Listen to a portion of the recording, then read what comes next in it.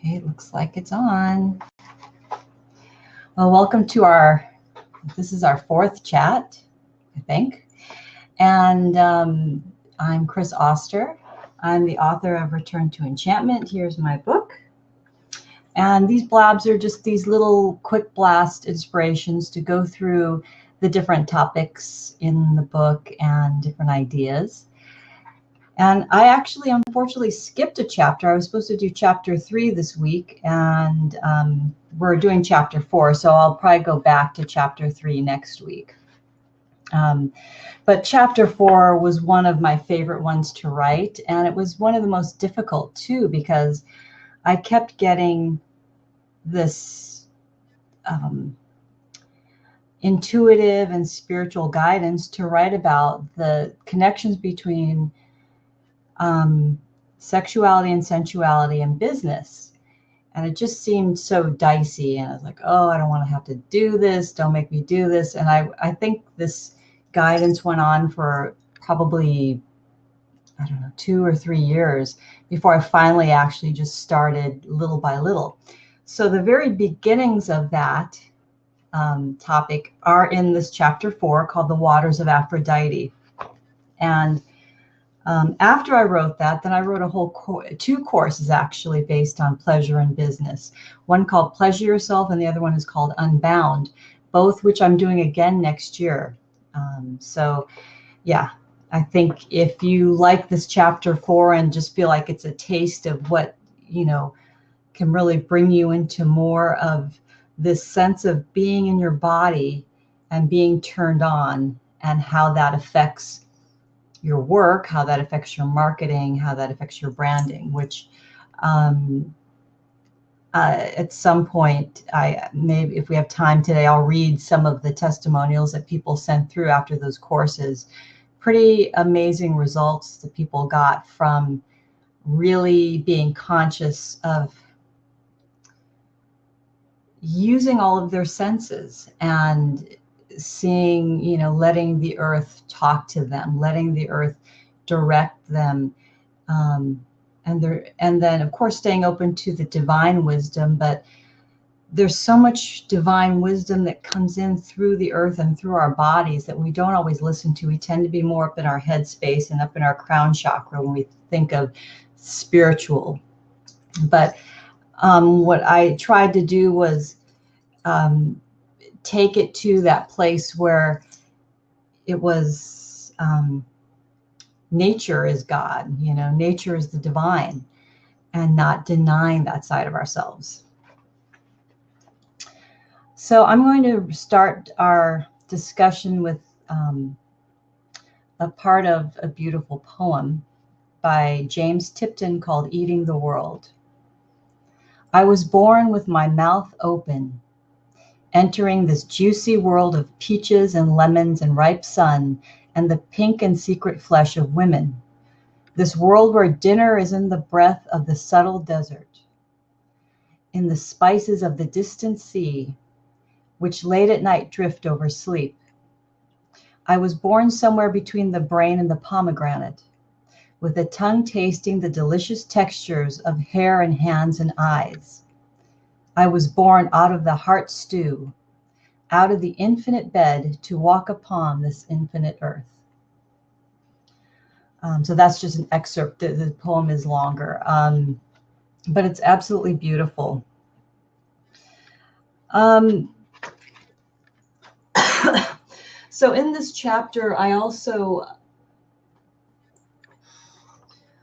really talk about the place of the heart, or what the heart's place in business and in and the heart chakra's place, and also linking this to the imagination, which we talked about, probably countless times in these blabs, but especially in the first one.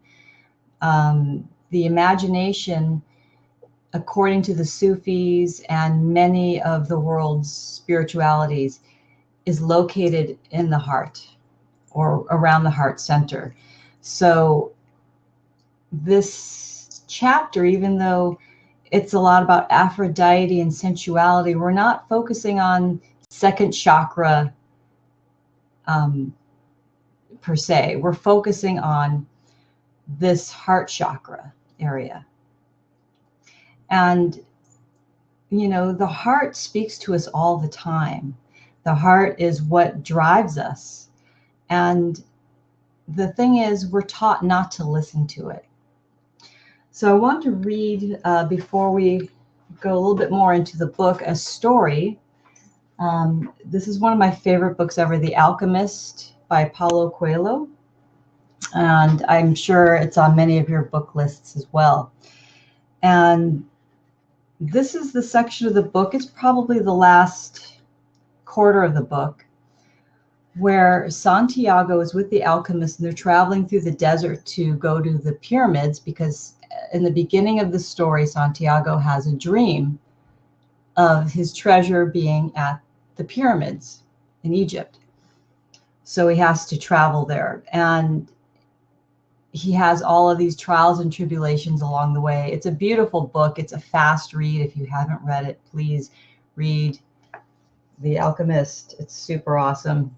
It's on Kindle. It's in, I don't know how many languages. It's probably published in almost every language on the earth. So towards the end here,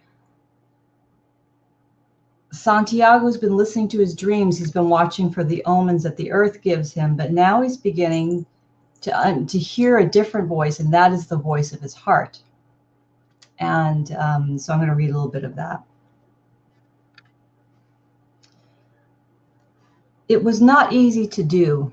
In earlier times, his heart had always been ready to tell its story, but lately that wasn't true. There had been times when his heart spent hours telling of its sadness, and at other times when it became so emotional over the desert sunrise that the boy had to hide his tears. His heart beat fastest when it spoke to the boy of treasure, and more slowly when the boy stared entranced at the endless horizons of the desert. But his heart was never quiet, even when the boy and the alchemist had fallen into silence. Why do we have to listen to our hearts? The boy asked when they had made camp that day. Because wherever your heart is, that's where you'll find your treasure. But my heart is agitated, the boy said. It has its dreams, it gets emotional, and it becomes passionate over a woman of the desert. It asks things of me, and it keeps me from sleeping many nights when I'm thinking about her. Well, that's good. Your heart is alive. Keep listening to what it has to say. So that's the alchemist's answer to him. During the next 3 days, the two travelers passed by a number of armed tribesmen and saw others on the horizon. The boy's heart began to speak of fear. It told him stories it had heard from the soul of the world, stories of men who sought to find their treasure and never succeeded. Sometimes it frightened the boy with the idea that he might not find his treasure or that he might die there in the desert. At other times, it told the boy that it was satisfied. It had found love and riches. My heart is a traitor, the boy said to the alchemist when they had paused to rest the horses. It doesn't want me to go on. That makes sense, the alchemist answered. Naturally, it's afraid that in pursuing your dream, you might lose everything you've won. Well, then why should I listen to my heart? Because you will never again be able to keep it quiet. Even if you pretend not to have heard what it tells you, it will always be there inside you, repeating to you what you're thinking about life and the world. You mean I should listen even if it's treasonous? Treason is a blow that comes unexpectedly. If you know your heart well, it will never be able to do that to you, because you'll know its dreams and wishes and will know how to deal with them. You will never be able to escape from your heart, so it's better to listen to what it has to say. That way you'll never have to fear an unanticipated blow.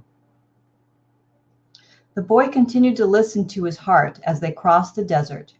He came to understand its dodges and tricks and to accept it as it was. He lost his fear and forgot about his need to go back to the oasis, because one afternoon his heart told him that it was happy. Even though I complain sometimes, it said, it's because I'm the heart of a person, and people's hearts are that way. People are afraid to pursue their most important dreams because they feel that they don't deserve them or that they'll be unable to achieve them. We, their hearts, become fearful just thinking of loved ones who go away forever, or of moments that could have been good but weren't, or of treasures that might have been found but were forever hidden in the sands. Because when these things happen, we suffer terribly. My heart is afraid that it will have to suffer, the boy told the alchemist one night as they looked up at the moonless sky. Tell your heart that the fear of suffering is worse than the suffering itself, and that no heart has ever suffered when it goes in search of its dreams, because every second of the search is a second's encounter with God and with eternity. Every second of the search is an encounter with God, the boy told his heart. When I have been truly searching for my treasure, every day has been luminous because I've known that every hour was a part of the dream that I would find it. When I have been truly searching for my treasure, I've discovered things along the way that I never would have seen had I not had the courage to try things that seemed impossible for a shepherd to achieve. So his heart was quiet for an entire afternoon.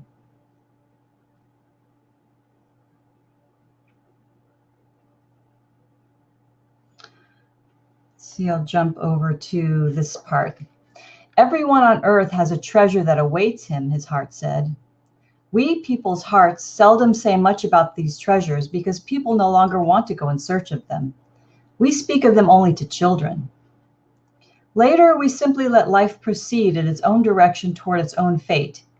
But unfortunately, very few follow the path laid out for them, the path to their personal legends and to happiness. Most people see the world as a threatening place, and because they do, the world turns out, indeed, to be a threatening place. So we, their hearts, speak more and more softly. We never stop speaking out, but we begin to hope that our words won't be heard. We don't want people to suffer because they don't follow their hearts. From then on, the boy understood his heart. He asked it please never to stop speaking to him. He asked that when he wandered far from his dreams, his heart press him and sound the alarm. The boy swore that every time he had heard that alarm, he would heed its message.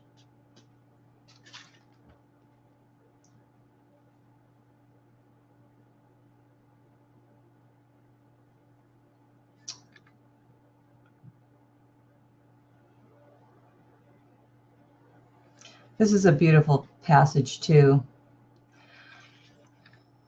They continued across the desert. With every day that passed, the boy's heart became more and more silent. It no longer wanted to know about the things of the past or the future. It was content simply to contemplate the desert and to drink with the boy from the soul of the world. The boy and his heart had become friends, and neither was capable now of betraying the other. When his heart spoke to him, it was to provide a stimulus to the boy and to give him strength, because the days of silence there in the desert were wearisome. His heart told the boy what his strongest qualities were: his courage in having to give up his sheep and in trying to live out his personal legend, and his enthusiasm during the time he had worked at the crystal shop. And his heart told him something else that the boy had never noticed. It told the boy of dangers that had threatened him, but that he had never perceived. His heart said that one time it had hidden the rifle the boy had taken from his father because of the possibility that the boy might wound himself. And it reminded the boy of the day when he had been ill and vomiting out in the fields, after which he had fallen into a deep sleep. There had been 2 thieves farther ahead who were planning to steal the boy's sheep and murder him. But since the boy hadn't passed by, they had decided to move on, thinking that he had changed his route. All right.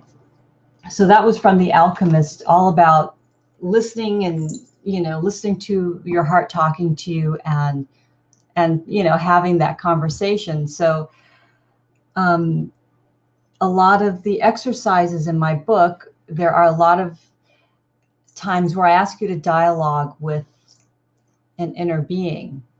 And, I would say dialoguing with your heart itself is that's a huge I don't know.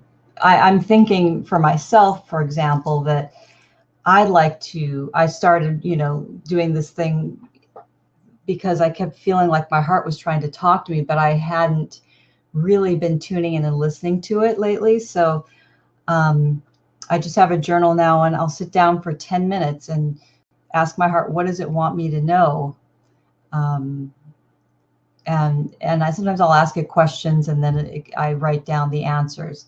So it's really, aside from working with inner world beings that are like the archetypes like Aphrodite and your inner guru or your inner mentor, listening to your heart again is another voice.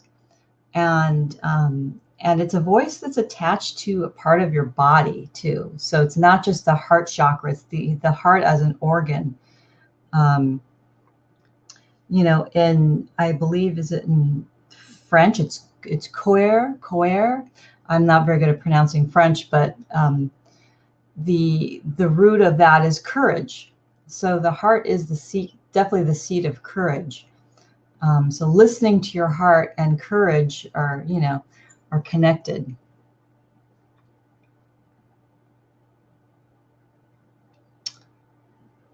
Okay, so let's see here. What do I want to do? The Tale of Psyche and Eros. That's a great, that's another great story. Do you guys want to hear another story? And then what I'll do is I'll talk about how we can use the story to, relate your marketing to the myth. Does that sound okay? I'm getting people like stories. Okay. This is a very extremely abbreviated version of the Tale of Psyche and Eros. So this is taken from Apuleius, 2nd century AD, from his story collection, The Golden Ass. So Psyche, the Greek meaning of Psyche is breath, the soul, or the animated soul, and also it's what they use to call a butterfly, Psyche. So if you look at art that depicts Psyche in mythology, she usually has butterfly wings. It's really beautiful. And Eros is the son of Aphrodite, and at the same time, he was born before Aphrodite, or around the same time. They both have Titan parents. Gaia, I think, is one of Eros's mother. Is Eros's mother, I think. And Eros is usually thought of as romantic love, but there's definitely deeper meanings to Eros as you dive more into researching him and his mythology. But Eros is basically, I think, the glue that holds the soul to the body, and the glue that brings two souls and two bodies together. Okay, so here we go. The Tale of Psyche and Eros. Once upon a time, in a rich and abundant kingdom, there lived a king and queen. They had 3 beautiful daughters. The youngest was so breathtakingly beautiful that words can't even describe her. Psyche was her name, and her famed beauty spread over countries even. People went on pilgrimages to view this living goddess of love. And meanwhile, Aphrodite's temples in Cyprus were empty and silent. This is not good. So Aphrodite, the true goddess of love, she grew more and more jealous and vengeful for being upstaged by a human.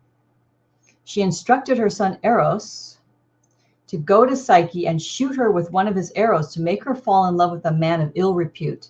This would surely bring her to ruin and despair.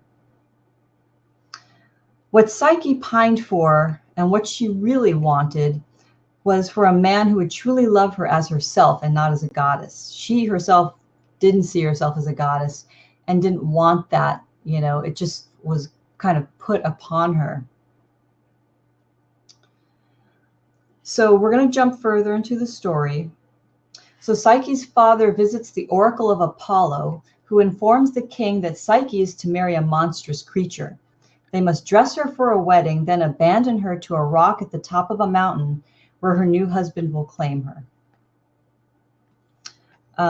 So, her father and her mother are just, distraught, and definitely they don't want to do it, and they almost don't, but Psyche's like, you can't go against the word of Apollo. That's going to bring real ruin and, desolation to the whole town and possibly to our whole country. So I have to go through with it.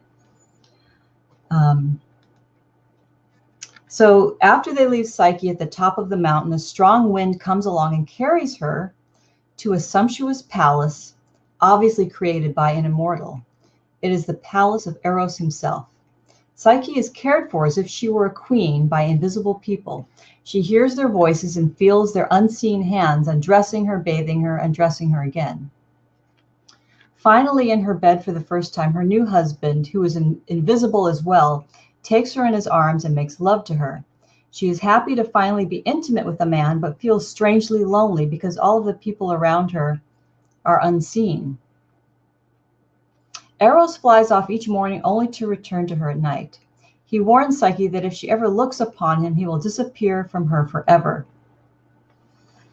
Psyche tells him that she loves him as much as her own soul. She calls him the soul of my soul. Okay, so now we jump to another part of the story. So Psyche's sisters visit her at her palace. So she gets word to her family, I'm not dead. In fact, I'm married to some invisible guy that has me living in this palace and blah, blah, blah. So her sisters become extremely jealous after seeing, where she lives. One of the sisters is being abused by her husband. The other one is like, she's living with wealth, but compared to what this palace is, gold inlaid in gems. I mean, Eros is a god after all. So they basically leave her palace and decide to sabotage her. So she is so happy to have them back, but even Eros warns her, because he's a god and he can see into people's hearts. He says, your sisters are jealous, and I think, you need to be careful. She's like, oh yeah, they're my sisters, whatever, no big deal. So she invites them back for another visit to the palace, and they tell her, we know who your husband is. And he's this giant, like, snake, and he's just waiting for you to be fully pregnant so he can just devour you and the child. So now in this part of the story, we realize that he has impregnated Psyche. She's got, her belly's getting larger. So she, of course, believes her sisters. So they give her a dagger and they say, shine this lamp on him in the middle of the night so you could see him, and then stab him, kill him.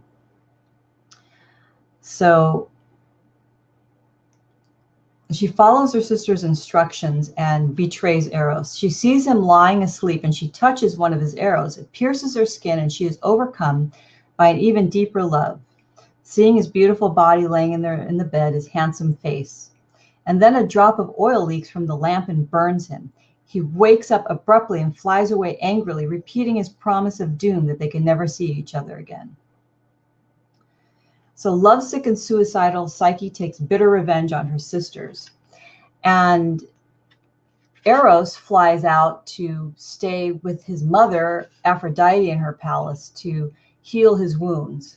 So it is said that the oil burned him so badly that he was wounded. But I think what the wound really was, the wound of his wife not trusting him. And it was a wound of betrayal for him. So he's begging Aphrodite, please, I think I can't live without her. I'm in love with her.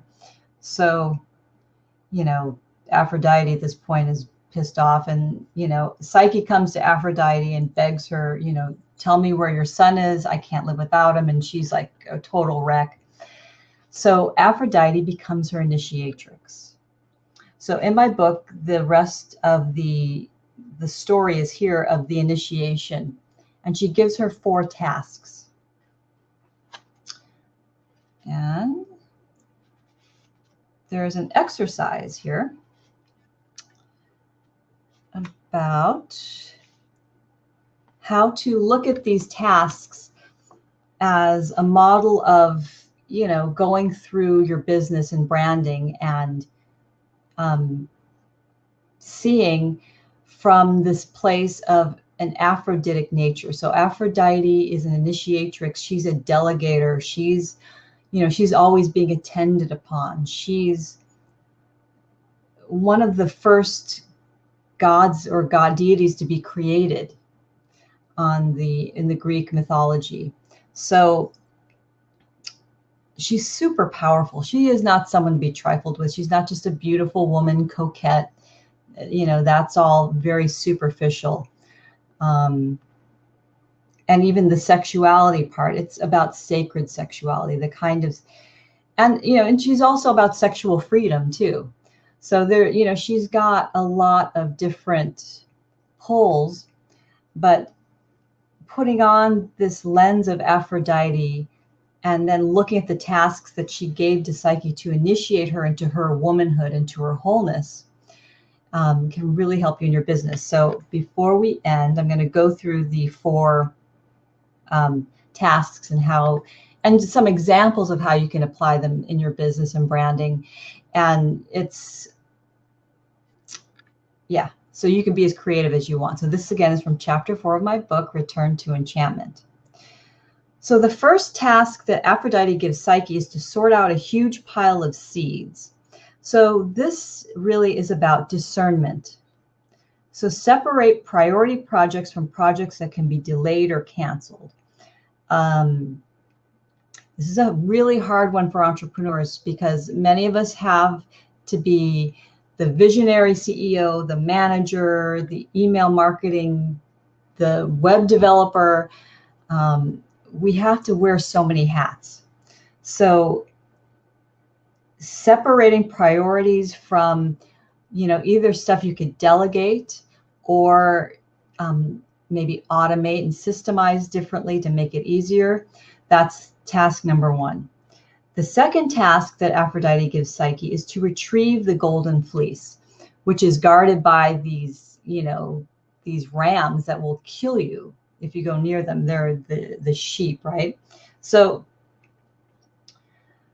this to me is about empowerment. So what is one thing that you fear but will help you in the long run in your business or branding? How can you face that fear with support and find allies and know that even if you didn't feel like doing it, that you 100% could do it? Because perfection does not matter. Remember, it's about completion, not perfection. I learned that from one of my good friends named Charlotte. I love that quote. So the third task that Aphrodite gave to Psyche is fill a flask from the waterfall that flows from the river Styx. So this one, the theme is seeing the big picture. Are you continuing to play small and not seeing how your brand fits into the larger world? That prompt has made me ask people for help that maybe I wouldn't normally have, because I thought, oh, they're just so much bigger than me. They have a bigger audience, but boy, they could really help me, like on my blog tour. And, you know, and I asked, and most of those people actually said yes. And quite a few said no too. And it, you know, again, it's it's in the asking and the putting yourself out there that the universe, God, the divine, whatever you want to say, and your heart, so we'll go back to the heart, will bring to you those elements that you need to be successful, whether it be more material resources, people that can help you, mentors. So that's task 3. So the fourth task that's Aphrodite gave to Psyche, which was the one that Aphrodite figured that Psyche would never, ever achieve, at least not be able to come back alive from, is Aphrodite sends Psyche to the underworld to get a jar of beauty ointment from Persephone. So this one, really the theme is learning self-discipline and soft focus. So in the myth, Aphrodite assumes that Psyche is going to, eat something in the underworld because they offer her food. And then all the way down, there's all kinds of souls in pain saying, help me, help me. And she has to ignore them. So again, this focus and this discipline, again, I'd like to call it a soft focus, because I never really 100% will overlook someone's suffering, right? But there are those moments where, the house is shaking and everybody needs your attention, but what's necessary for you is to focus on the end goal, what you're supposed to do and get done. So those are the 4 tasks, the initiation tasks that are given to Psyche. And then what I love so much is that finally, when Psyche and Eros are reunited, Zeus grants Eros permission to marry her as a goddess. So he basically turns Psyche from a mortal to a goddess, and they have their child, and their child is named Hedone, which means pleasure. So the daughter of the soul and of romance and intimate love is named Pleasure. And it's a beautiful story. Read the entire thing. It's in The Golden Ass by Apuleius. You could probably, maybe even get it for free on a Kindle. You may even be able to find the version of it in like the sacred text. If you do online sacred text search on Google, they may come up. Anyhow, thank you for joining me today for our 4th chat. And my name is Chris Oster. Again, my book is Return to Enchantment. And right now, during the blog tour until October 23rd, I am giving anyone who buys the print version free access to my branding course, Enchant Your Brand. And it's on my website. You go to Chris Oster, KRISOSTER.com, and you'll find all the information there. So I hope you can join me next week. Thank you so much. Bye.